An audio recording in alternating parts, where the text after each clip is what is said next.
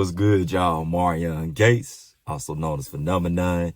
If you're new to the channel, subscribe, hit that notification bell, comment, like, and if you really enjoy my content, share it.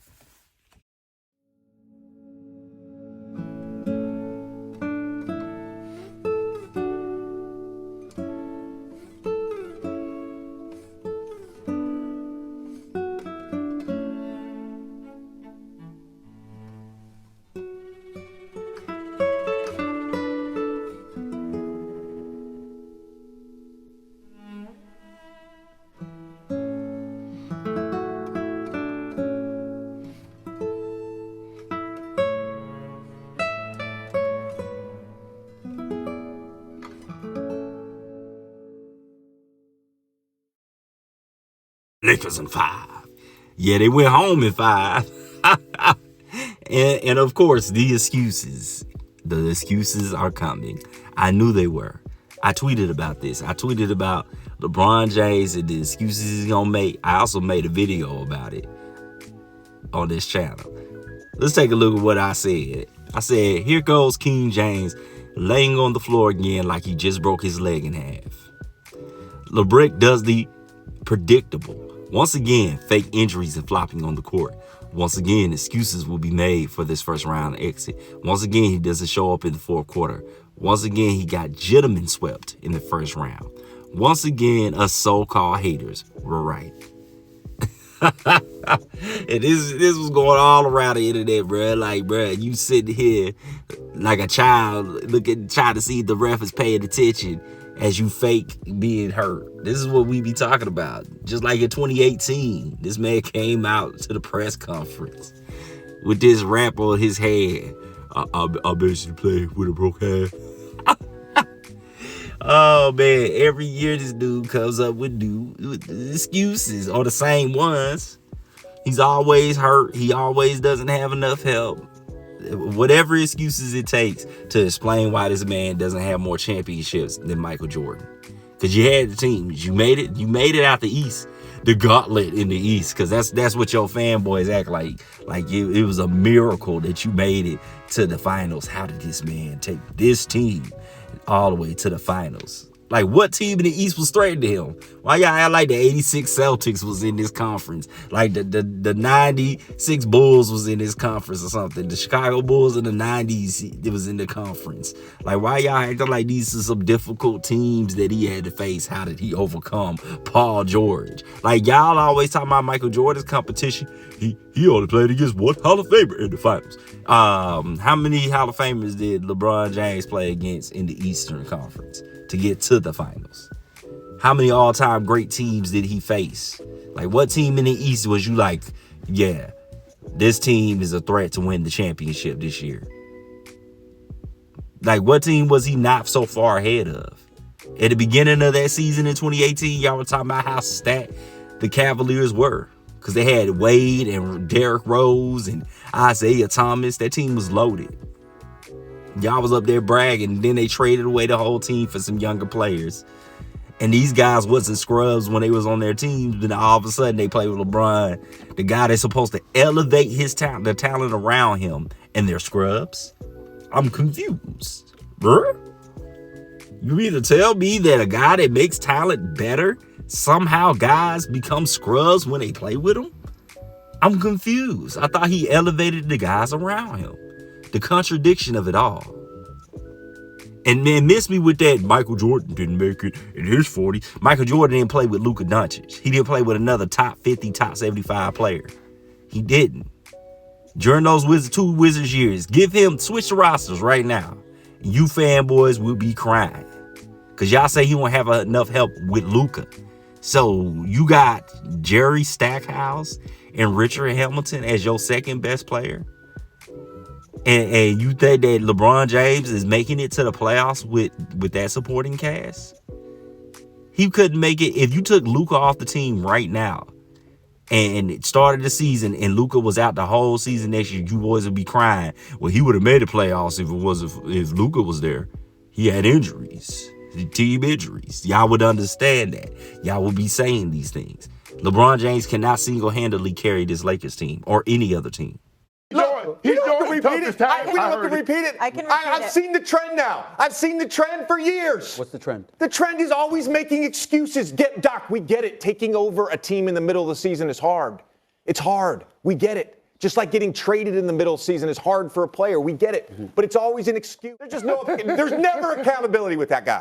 Well, there's never accountability. 1 year later. Do you see signs that their chemistry maybe in the fire wasn't where it needed to be in terms of, kind of one guy going, one guy not going? Were they together enough? Or was it kind of what you'd expect considering this team changed in mid-February or early February, sorry? Yeah, I mean, we played 13 games with our playoff rotation in the regular season.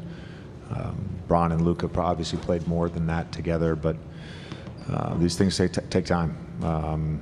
Luka just went through it in Dallas with Kyrie, and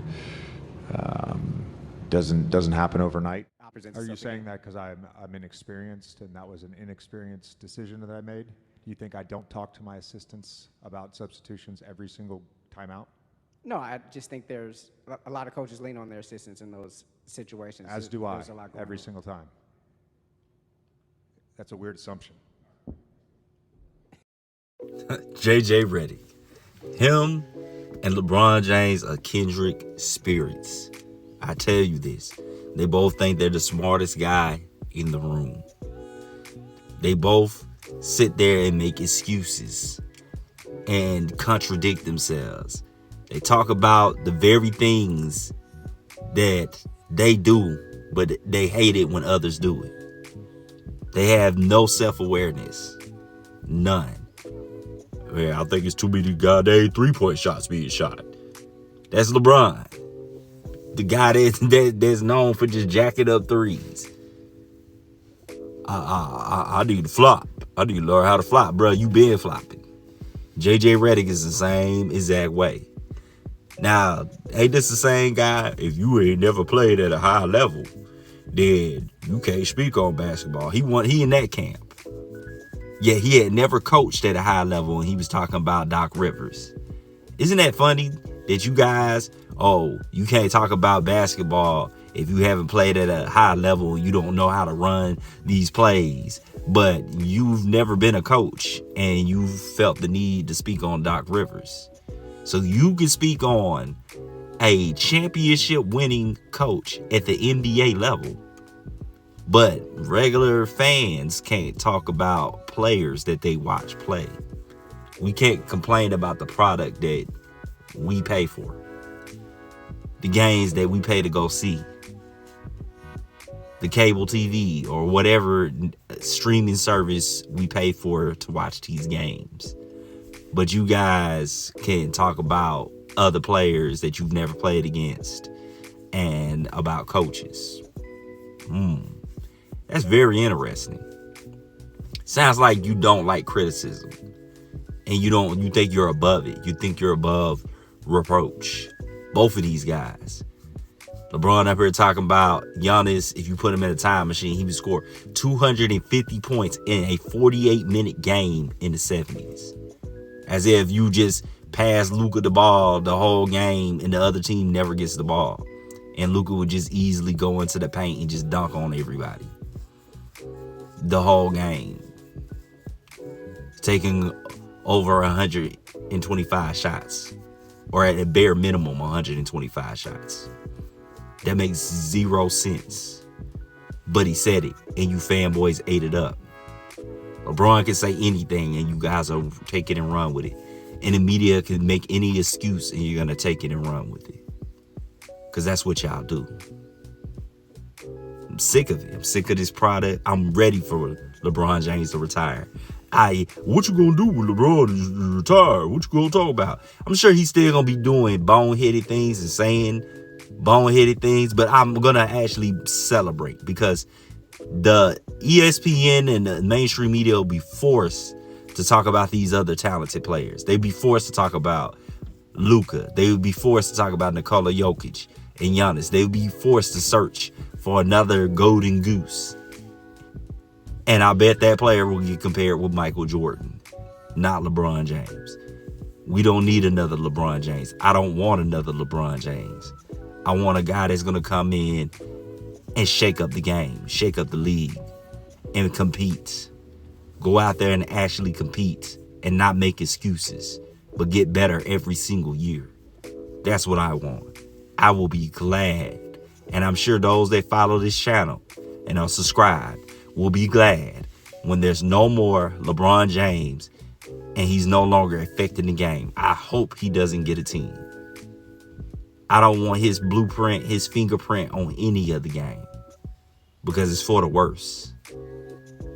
He gonna make excuses every year for why his franchise ain't doing well.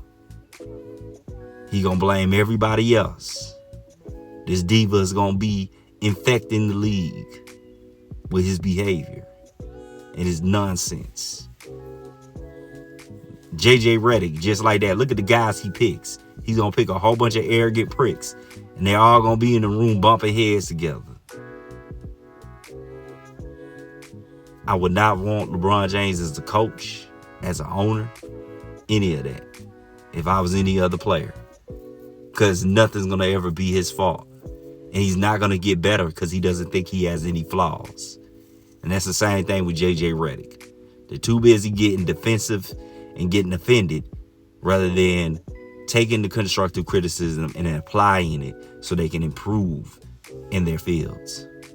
Anyway, tell me your thoughts in the comment section. Like, subscribe, and if you really enjoy my content, share it.